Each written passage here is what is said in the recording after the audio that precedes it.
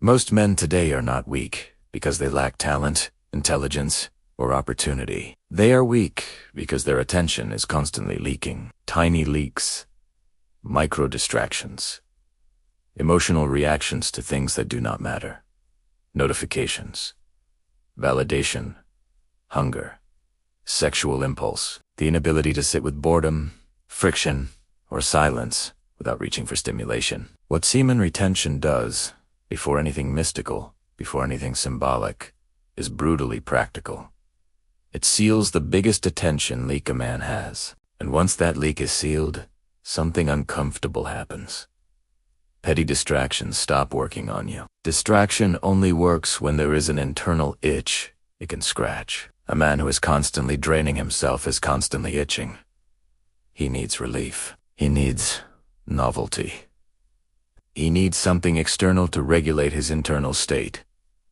That is why the smallest things hijack him. A random comment online, a pointless argument, a fleeting sexual image, a minor inconvenience. His nervous system is already unstable, so even weak stimuli feel loud.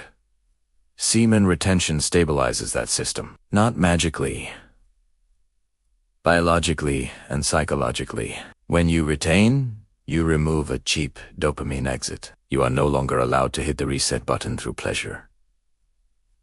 Whenever tension builds, that tension doesn't disappear.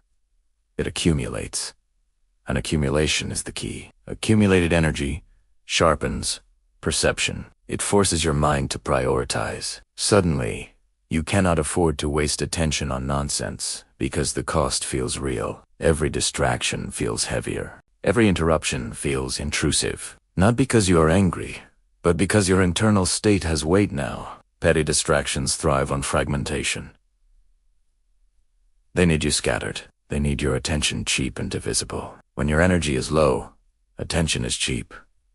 You give it away without thinking. When your energy is conserved, attention becomes expensive. You start asking, often unconsciously, is this worth my focus? And most things fail that test instantly. This is why men on retention often describe a strange calm, not excitement. Not euphoria.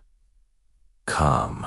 A grounded, almost indifferent clarity. Indifference is misunderstood. It is not apathy, it is immunity. Immunity to things that used to hook you emotionally. Gossip stops pulling you in. Online debates feel pointless. Drama feels artificial. Even sexual imagery loses its grip. Not because desire is gone, but because desire is no longer desperate. Desperation is what makes distractions sticky. A starving man will chase crumbs. A nourished man will ignore them. Retention nourishes the nervous system over time. Testosterone sensitivity improves. Dopamine receptors. The baseline mood lifts. You no longer need constant stimulation to feel okay. And when you don't need stimulation, distractions lose leverage. Another layer people rarely talk about is self-respect. Retention quietly rebuilds it, not through affirmations, but through behavior alignment. You are making a private promise and keeping it. No applause. No validation. Just discipline. That does something profound to the mind. You begin to trust yourself, and once you trust yourself, you stop seeking emotional regulation from the outside world.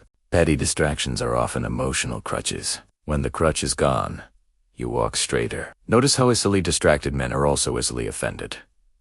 That is not coincidence. Offense is a distraction that feels meaningful. It gives low-energy men a sense of importance.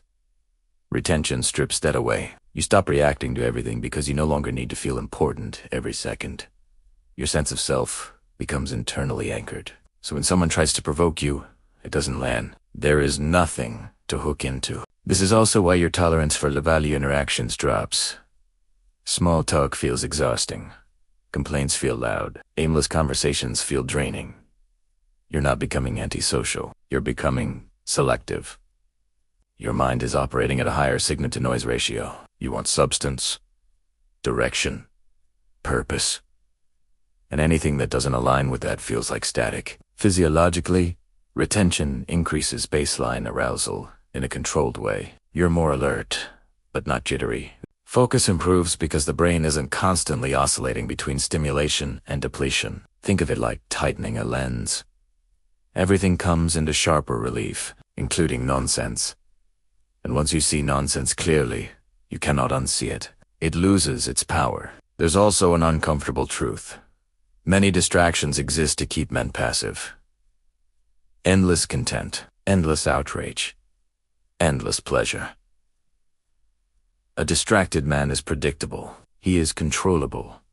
He reacts instead of acts. Retention reverses that dynamic internally. You stop being reaction-driven.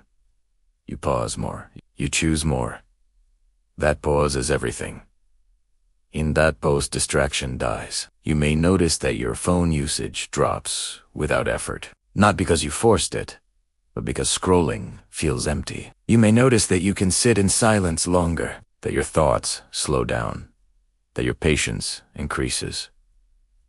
This is not accidental. The mind mirrors the body's resource state. When the body is no longer constantly discharging, the mind stops fidgeting. Another overlooked effect is time perception. Distracted men feel like time slips through their fingers. Retained men feel time more densely.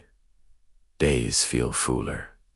Moments feel longer. That's because attention is present, and presence is the opposite of distraction. When you are present, trivial things cannot pull you away because you are already anchored. Retention also exposes uncomfortable emotions that distraction used to mask. Restlessness, anxiety, unresolved ambition. This is where many men fail. They think distraction was the enemy, but distraction was the anesthetic. Retention removes the anesthetic, and once you sit through that discomfort, instead of escaping it, you develop psychological toughness. Toughness is not aggression. It's the ability to remain undisturbed. That toughness translates directly into immunity. Someone insults you, it barely registers. Something doesn't go your way. You adjust. A temptation appears. You observe it instead of obeying it. Observation without compulsion is power, and power makes petty distractions irrelevant. There's a hierarchy at play. Low-level energy responds to low-level stimuli. High-level energy demands high-level engagement. When your internal energy rises, your standards rise automatically. You don't need rules. You don't need motivation. You simply outgrow things. This is why men on retention often report becoming more goal-oriented without forcing it. The mind starts asking better questions. What am I building? Where is this going? What matters long-term? Petty distractions live in the short term. Retention pulls your awareness forward in time. You begin to think in trajectories instead of impulses. And once you are future-oriented, distraction feels like theft. Theft of time, theft of energy, theft of momentum. You become protective of your focus. Not anxious, protective. Calmly defensive. There is also a social shift. People sense it. You are less reactive, less needy, less performative. That alone reduces external distractions. Fewer people test you. Fewer people waste your time. You give off a signal that says, interrupting me has a cost. Most people unconsciously respect that. This is not about becoming rigid or joyless. In fact, joy becomes cleaner. You enjoy things fully instead of compulsively. Laughter feels deeper. Conversations feel richer. Work feels immersive. Distraction numbs. Pleasure as much as it fragments focus. Retention restores both. One of the most telling signs is how boredom changes. Before, boredom felt unbearable. Now, boredom becomes fertile. In boredom, insights arise. Ideas connect. Ambition clarifies. That only happens when the mind is not constantly being yanked in 10 directions.